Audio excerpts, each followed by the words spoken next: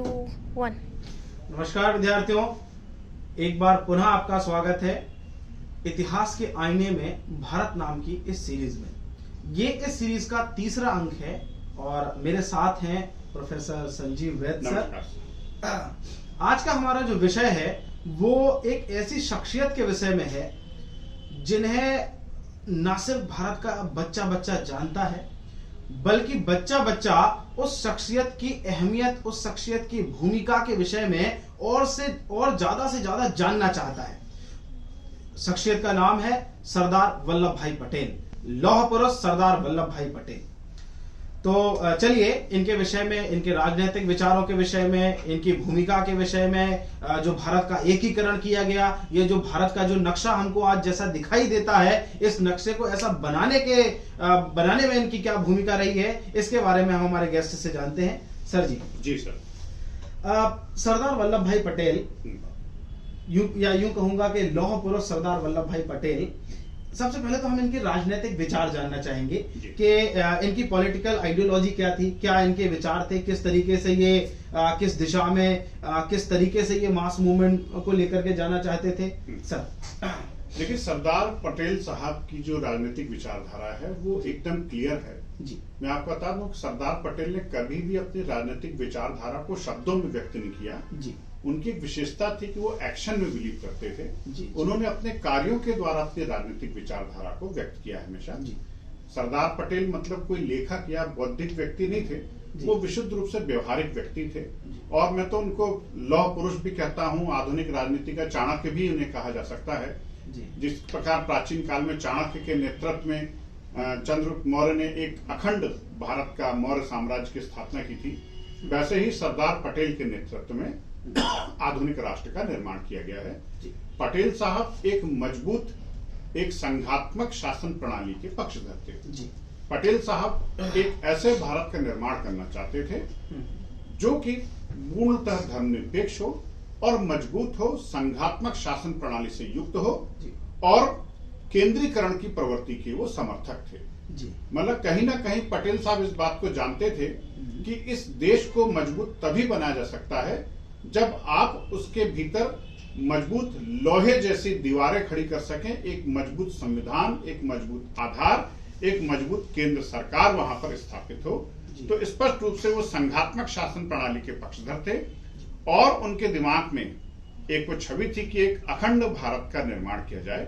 आप देखेंगे ब्रिटिश सरकार हिंदुस्तान को खंड खंड विभाजित करने में लगी हुई थी, तो दूसरी तरफ सरदार पटेल इन बिखरे हुए खंडों को जोड़ करके एक मजबूत राष्ट्र के निर्माण में लगे हुए थे। तो पटेल साहब की विचारधारा का सीधा सीधा मंत्र है, एक मजबूत अखंड भारत का निर्माण किया जाए। जी जी।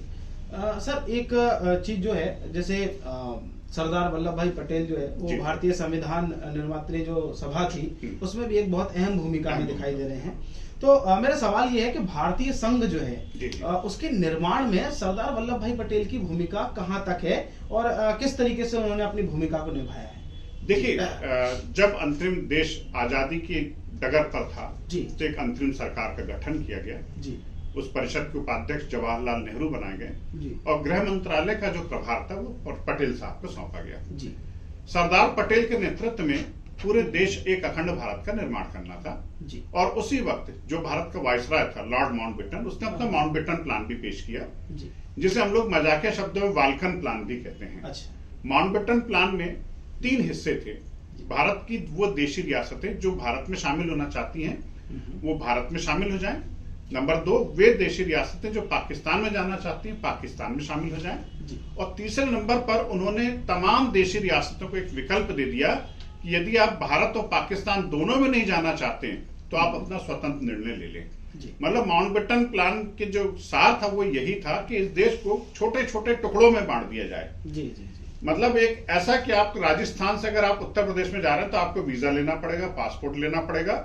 इस देश के भीतर बहुत सारे देश बन जाएं, जिस तरह से एक समय में युगोस्लाविया को छोटे छोटे देशों में बांट दिया गया जिन्हें बाल्कन नेशन के नाम से जाना जाता है। तो भारत के लिए भी कमोबश वही योजना थी, इसलिए हम लोग माउंटबेटन प्लान को बाल्कन योजना भी कहते हैं। अच्छा। लेकिन सरदार साहब की मौजूदगी के कारण वो बाल्कन प्लान कभी भी अमली जामा नहीं पहन पाया और सरदार पटेल ने सभी देशी रियासतों को खुल करके चेतावनी दी कि यदि आप भारतीय भूभाग के भीतर हैं तो आपको भारतीय रियासतों में शामिल होना पड़ेगा। उन्होंने सभी देशी राजे रजवाड़ों को खत लिखा, कठोर खत था, जिसका सार यही था कि या तो आप स्वेच्छा से भारतीय संघ में शामिल हो जाइए, अन्यथा हम निर्णय लेने के लिए स्वतंत्र हैं। निर्णय लेने की स्वतंत्रता हमारे पास है, आपके पास नहीं है। तो अधिकांश देशी रियासतें पटेल साहब के लौह व्यक्तित्व को जानती थी और वो भारतीय संघ में शामिल हो गई। समस्या कुछ जगह पर पैदा हुई, जैसे जूनागढ़, हैदराबाद, जम्मू कश्मीर, भोपाल रियासत, जोधपुर रियासत, त्रावणकोर रियासत। तो भोपाल, जोधपुर, त्रावणकोर ये तो छोटे छोटे सिक्के थे, इनको तो पटेल ने यूं ही चुटकियों में सॉल्व कर दिया। तीन रियासतों ने बड़ी समस्या पैदा कर दी थी, जूनागढ़, हैदराबाद और जम्मू कश्मीर। क्योंकि जम्मू कश्मीर पर निर्णय लेने के लिए पंडित नेहरू अधिकृत थे। पंडित नेहरू की मंशा थी कि कश्मीर की समस्या मैं ही सॉल्व करूंगा। शायद इसलिए थोड़ा सा लंबा खिंच गई वो। पटेल साहब के पास होती तो वहीं सॉल्व हो जाती। जूनागढ़ और हैदराबाद को पटेल साहब ने जिस सूझबूझ से भारतीय रियासतों में शामिल किया है, भारतीय संघ में शामिल किया है, वो काबिल तारीफ है। जो कार्य बिस्मार्क ने जर्मनी में किया था, वो कार्य पटेल साहब ने हिंदुस्तान में किया, इसलिए आप उनको भारत का बिस्मार्क भी कह सकते हैं। जूनागढ़ और हैदराबाद की जो बहुसंख्यक प्रजा थी, जिसमें हिंदू मुस्लिम दोनों शामिल थे, वो भारतीय संघ के पक्ष में थे।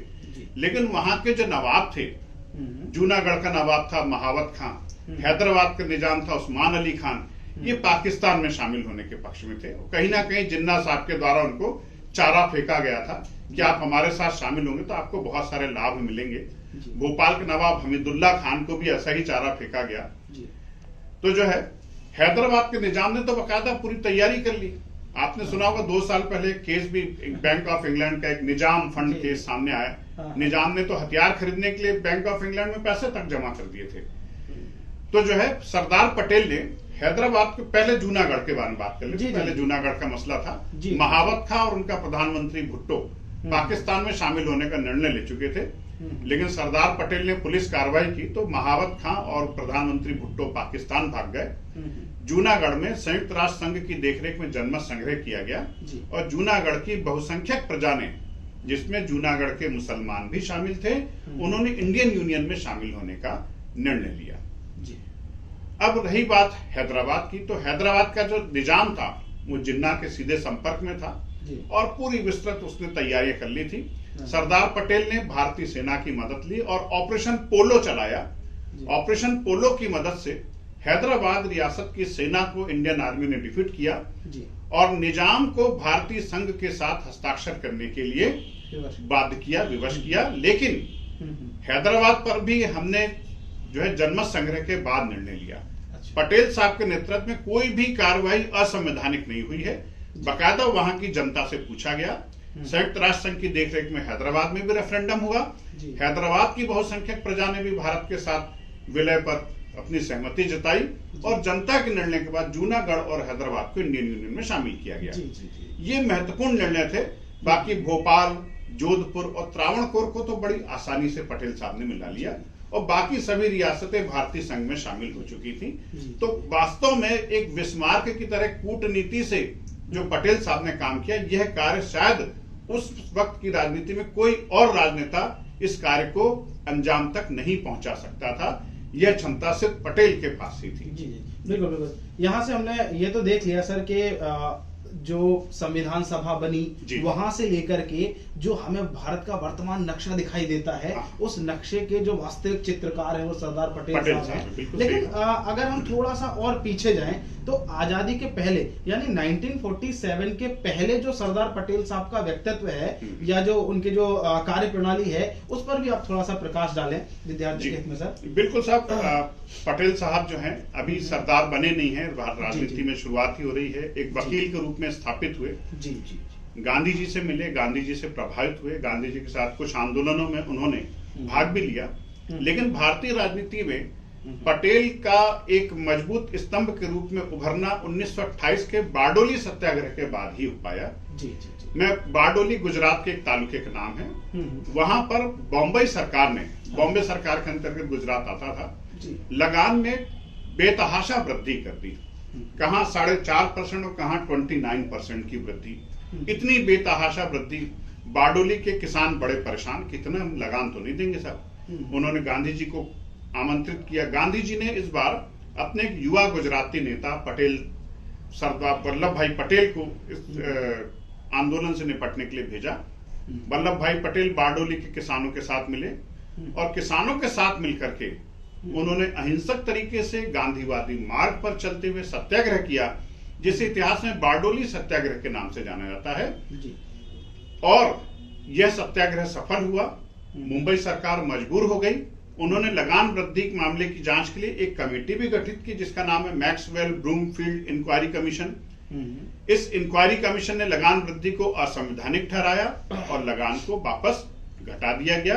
पटेल साहब इस आंदोलन में सफल रहे। अहिंसक आंदोलन था, सफलता मिल गई। बारडोली की महिलाओं ने उन्हें सम्मानित करते हुए सरदार की उपाधि से विभूषित किया। अब पटेल साहब इतिहास में सरदार वल्लभ भाई पटेल के नाम से जाने जाएंगे, और वो भी सरदार और साथ में असरदार। सर, एक और प्रश्न जो है कि हम लोग बार बार कहते हैं, सभी लोग सुनते हैं कि लौह पुरुष सरदार वल्लभ भाई पटेल। जी जी। आखिर क्या है कहानी इनके लौह पुरुष बनने की? क्या कैसे इनको लौह पुरुष टाइटल मिला? देखिए, लौह पुरुष का मतलब आप शब्दों में मत जाइए। लोहे का पुरुष नहीं, एक्चुअली जिसके जो डिसीजन मेकिंग हो, हार्ड डिसीजन एक बार ले लिया, एक बार निर्णय ले लिया तो फिर अपने आप की भी ना सुनना, ये फिल्मी कहावतें हैं। तो एक्चुअली लौह पुरुष उस व्यक्ति को कहा जाता है जिसके भीतर अदम्य इच्छा शक्ति हो, निर्णय लेने की क्षमता हो, और एक बार जो निर्णय ले लिया उस पर फिर वो पीछे नहीं हटते। यह क्षमता प्राचीन काल में आचार्य चाणक्य के पास थी, और आधुनिक राजनीति में यह क्षमता सरदार वल्लभ भाई पटेल के पास थी। उनकी अदम्य इच्छा शक्ति, दृढ़ निश्चय शक्ति के कारण ही उन्हें इतिहास में लौह पुरुष के नाम से जाना गया है। एक चलते चलते सर एक अंतिम सवाल और मैं पूछना चाहूंगा। हालांकि बड़ा कंट्रोवर्शियल सवाल है ये।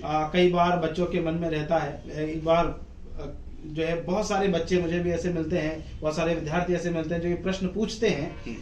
हम अपने चैनल के माध्यम से और आपके माध्यम से इसका जवाब दिलवाना चाहते हैं। तो आप हमें ये बताइए कि कई बार बच्चे ये पूछते हैं कि सरदार वल्लभ भाई पटेल और हमारे देश के पहले प्रधानमंत्री जवाहरलाल नेहरू के बीच में कुछ मतभेद थे, या ऐसा हुआ था कि जब कांग्रेस की जब गवर्नमेंट बनी थी उससे पहले जो अंतरिम वोटिंग हुई थी उसमें सरदार वल्लभ भाई पटेल का नाम जो है वो प्रधानमंत्री पद के लिए प्रस्तावित किया गया था, और गांधी जी नहीं चाहते थे कि सरदार वल्लभ भाई पटेल प्रधानमंत्री बने, और उन्होंने नेहरू जी को आगे बढ़ाया। नेहरू जी को वोट कम मिले थे पर फिर भी उन्हें प्रधानमंत्री बनाया गया। तो इसके पीछे की वास्तविक कहानी क्या है? मैं ये जी बिल्कुल, मैं आपको वास्तविक कहानी ही बताऊंगा। जी सर। मैं पहले तो मैं आपको बता दूं, सरदार पटेल और गांधी जी के बीच में कोई मतभेद नहीं थे। जी।